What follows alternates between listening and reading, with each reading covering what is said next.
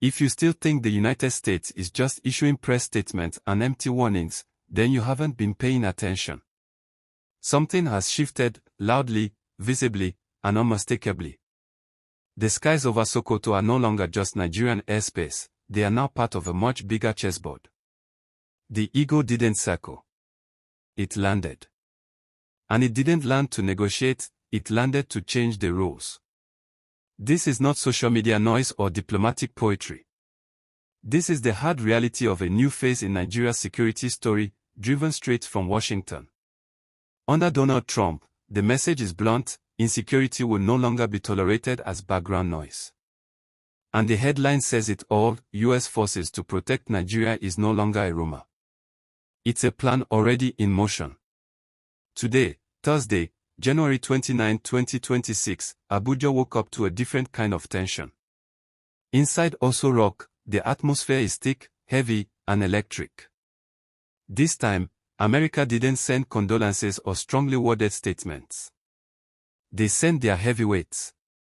Touching down in Abuja is the U.S. Under-Secretary of State for Political Affairs, Alison, and let's be clear, she didn't come for a courtesy visit or photo ops.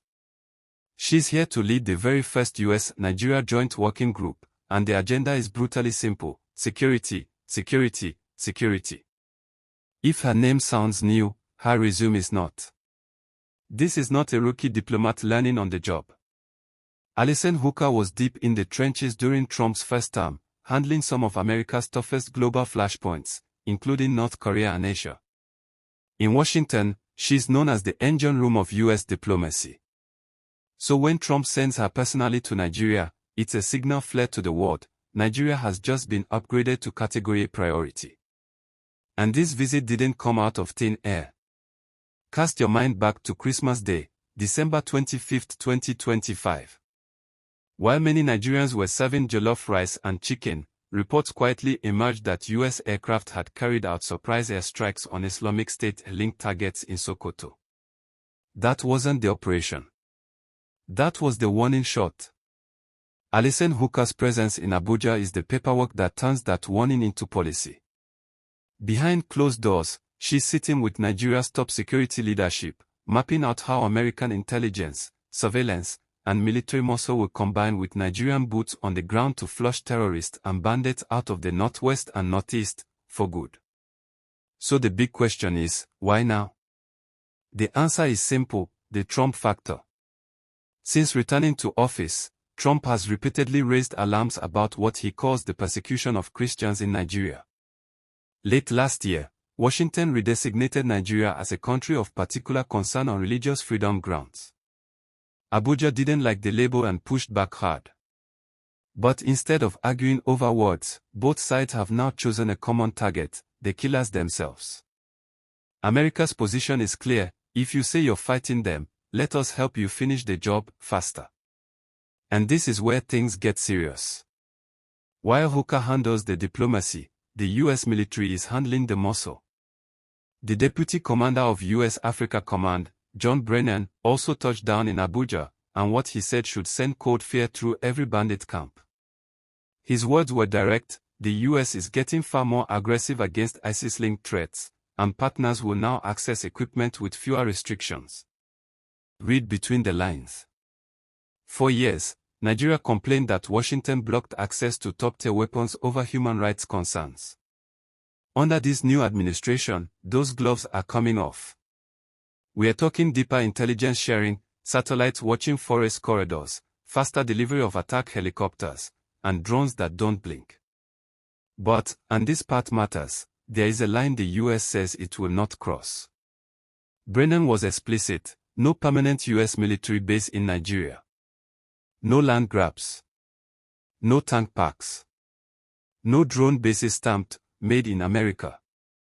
Instead, what they are offering is what they call kinetic enabling: the intel, the eyes in the sky, sometimes even the flight, but Nigerian forces pull the trigger. Hit the target. Exit.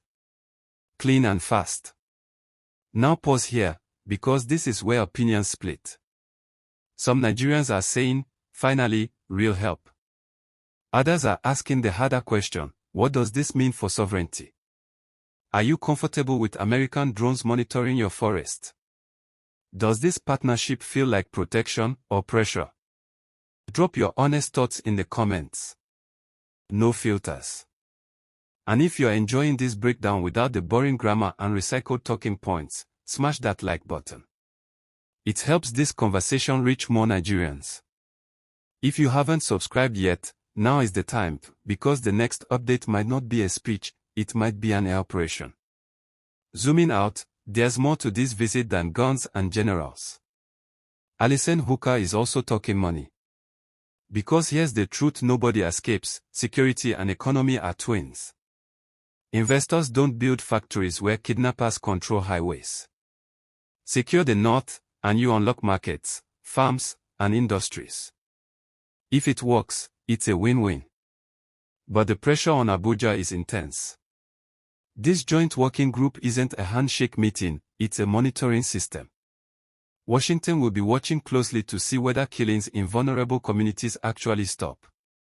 If violence continues despite this level of support, that country of particular concern label could come back heavier, sharper, and wrapped in sanctions. Hooker's meetings also stretch to UN agencies, focusing on food security. Because farmers can't farm when bandits own the land. You can't feed a nation you can't secure. The math is that simple. As Alison prepares to leave Nigeria for her next stops in Oman and Bahrain, she leaves behind a country on high alert. The message has been delivered. The world is watching. The help is here. And for terrorists in Sambisa and bandits in Zamfara, there's a new reality to confront, one that comes with satellites overhead, tighter timelines, and an American flag somewhere in the chain of command. Game on.